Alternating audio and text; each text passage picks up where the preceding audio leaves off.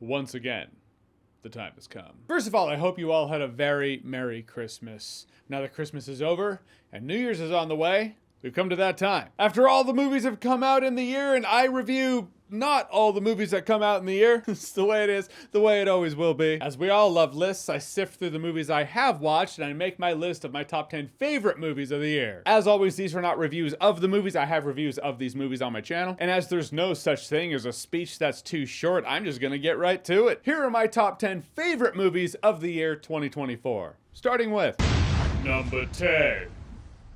And did I say I have a review of all these movies? No, all but one, all but number 10, which is why I'm putting it at number 10. I didn't want to go through this list and then halfway through be like, oh, by the way, here's a movie I don't have a review for, so I'll just put it at number 10, get it out of the way. But Anora was pretty great, because I didn't know what to expect from this movie. I thought it was going to be guy falls in love with stripper, stripper falls in love with guy, doesn't work out because that's the way it goes. It flips that whole fairy tale thing on its head and shows that happy endings, well, not saying happy endings don't happen.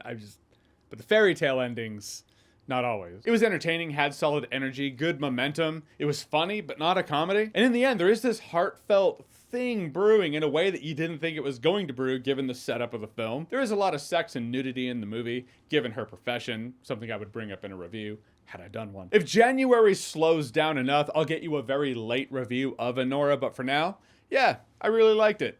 And she was really good in it. Number 9.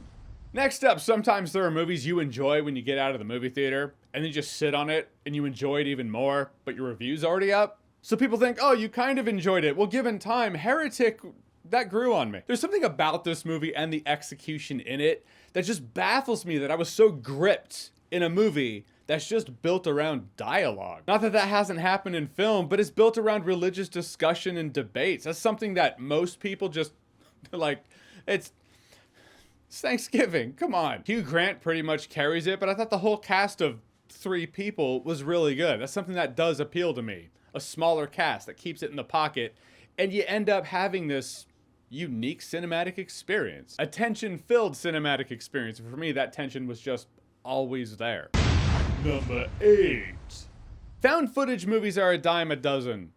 Late Night with the Devil just kind of gave us a new twist on that. It was great to see David Malchin carry his own film. We all knew he could do it, and he proves, yeah, this probably should have happened long ago. The found footage twist being you're watching the broadcast and the behind the scenes of this broadcast that happened on this talk show all these years ago, in which apparently the devil showed his ugly head. This movie was good times. This is Halloween horror movie binge with your friends. This is a movie you can introduce them to. And the fact that the movie references Bohemian Grove as a negative and still got released, that's its own kind of impressive.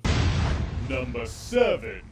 Hey, another movie that I liked when I watched it, and I liked when I did my review of it, and then I watched it again on my couch, just laying back, being lazy, and I was like, you know what? Deadpool and Wolverine might make the list. This is the epitome of the movie that has one job. And it did the job. To let the fans know that Marvel Studios and the MCU has not taken a complete and total shit. Nostalgia bait with a forgettable villain. Marvel's back in the zone, baby. Yes, it does lean on the nostalgia bait, which is all fun, but that does cast a huge shadow. But beyond that, my favorite moments in the movie are the more personal moments, emotional moments. Or the shit-talking moments. Cherry on top, this movie's being carried by Ryan Reynolds as Deadpool and Hugh Jackman as Wolverine. Now, are studios and comic book movies gonna take away the correct lessons from this movie? Probably not. Now, get ready for a lot more nostalgia bait and forced team-up films coming to a theater near you. Real question, is the internet ready for this conversation? I kid. Kind of. But Deadpool and Wolverine's absolutely entertaining and really rewatchable. Something to be said about that. Number 6.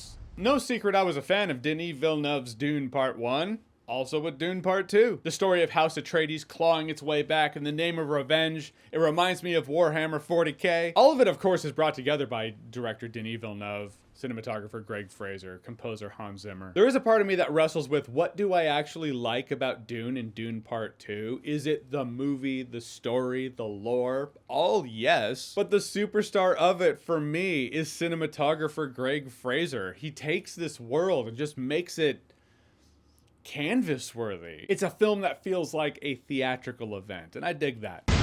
Number 5. Next up's a movie I haven't heard a lot of chatter about. I haven't heard as much chatter as I thought I was going to hear about this movie. But sometimes you run across that movie in both content and execution that feels like it was just tailor-made for your interests. That said, I really dug the movie Saturday Night. It's 0 hour leading up to the premiere of Saturday Night Live, directed by Jason Reitman. It's an absolute love letter for an important moment of televised comedy. And I emphasize the love letter element. Will you connect with this movie if you just don't care about SNL or television history? I don't know. That's actually a good thing to ponder. There is something about seeing, oh, hey, I recognize that character. Oh, that's who that character is. That's what that moment is. It's those nostalgia bait references, only based in televised history. It's chaos, it's stress. I thought it was great. Number 4. Next up, a movie I thought was gonna suck. No two ways about it. I was like, Inside Out was great. Inside Out 2? Is it gonna be?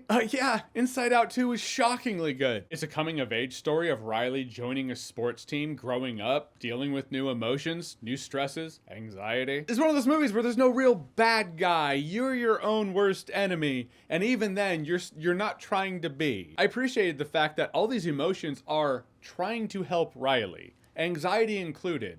It just doesn't go down that way. It's a really emotional hit at the end when it illustrated that amazingly. It's a movie I really feel like anyone can watch and connect with because in some capacity, we've all been there. Anyhow, yeah, pleasantly surprised with that one. Number 3. And we're just gonna lean right into the animations, I guess. Another great animation of the year, The Wild Robot. The Wild Robot, the only awesome-tacular in 2024, I believe, and it's in 3rd place. Hey, my crisis of awesome-tacular faith, that's my thing to work out. I'll have it ironed out by 2025. But yeah, The Wild Robot was great. The story of a rogue robot who adopts a baby goose. But what you really have is a story of community, respect, and earning it. The other geese didn't slow down or lighten the load so he could keep up. He had to work harder to make his way. That's some real shit. I appreciate that. Everything in this movie feels more satisfying. It feels more satisfying because it feels earned. These are important lessons in a film that, again, made with the emotional moments.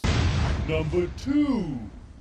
Next up is probably the most interesting movie of the year, The Substance. And not just because there are more ass shots in this movie than a donkey documentary on National Geographic. No, it was actually an interesting movie. A substance that lets you relive your youth. Sounds like magic, but all magic comes with a price, dearie. Is that an out-of-date reference?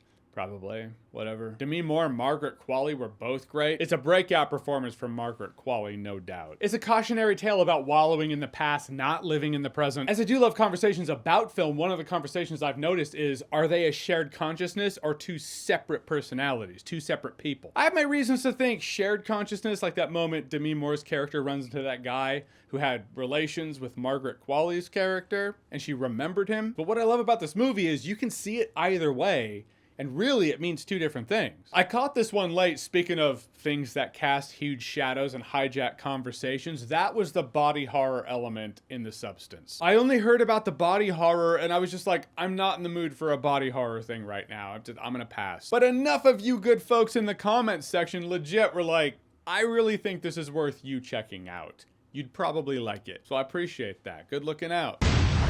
Number 1.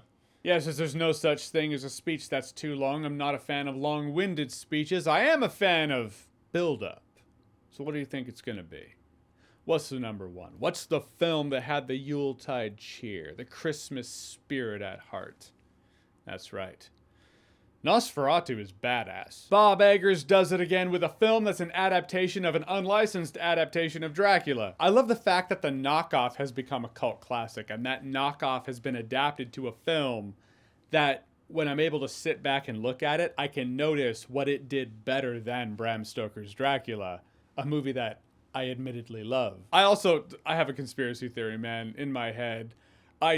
Is that really Bill Skarsgård? He's no way. At this point, I feel like I have to give a disclaimer. Like, I know it's him. It's just so ridiculous how not Bill Skarsgård this character looks and feels. And we all saw it. That's what I'm saying. If you've seen the clip, I saw it on YouTube. There's a clip of Orlok talking, If you haven't seen the movie, at least watch that clip. You tell me if that's Bill Skarsgård. Vampires have flowed and ebbed through every genre that exists in film. I love that this one takes it back to old school scary times, the kind of fear that actually gripped the people who lived back then. It's old school vampire lore and everything that makes that glorious. Simple as that. Haunting tone, eerie atmosphere. It shows what happens when a girl slides into the DMs, spiritually speaking, of the wrong guy. When you hear news of a director doing a project, for example, Robert Eggers is doing Nosferatu, you kind of have a thing in your mind like, okay, it'll probably feel something like this, and that's worth looking forward to. This met and did surpass those expectations. Yeah. For all that and more is why that dark, fucked up vampire story is my #1 favorite movie of 2024. All right, so those are my top 10 favorite movies of 2024. Another year is coming to an end, and as it does, gotta bring it in for the real thing. You can call it cheesy, sappy, call it whatever you want, but thank you for another year of me doing this on here. I can't thank you enough for that. Cross the 2 million subscriber mark. It's not just that, though. It's the fact that 2 million subscribers, that's a really cool number, but it's you still watch, you know, there's engagement here. It's the stories of the people like, hey, I've been watching you since junior high, I'm graduated now. Or, hi, I've been watching you since high school, I'm 30-something, married with kids now. You know, like, that's, does it make me feel old? You bet. Also, I really appreciate it. So whether you're a longtime subscriber, new subscriber, casual viewer who stops in once in a while, checks out my videos, but you never subscribe, no other way to say it. Thank you all. I appreciate you. But hey, the year ain't over yet. Still got one more video to get you. All right, so what are your top 10 favorite movies of 2024? Whatever they are, whatever you think, comment below, let me know. And as always, if you like what you've seen here and you want to see more, click right here to see more.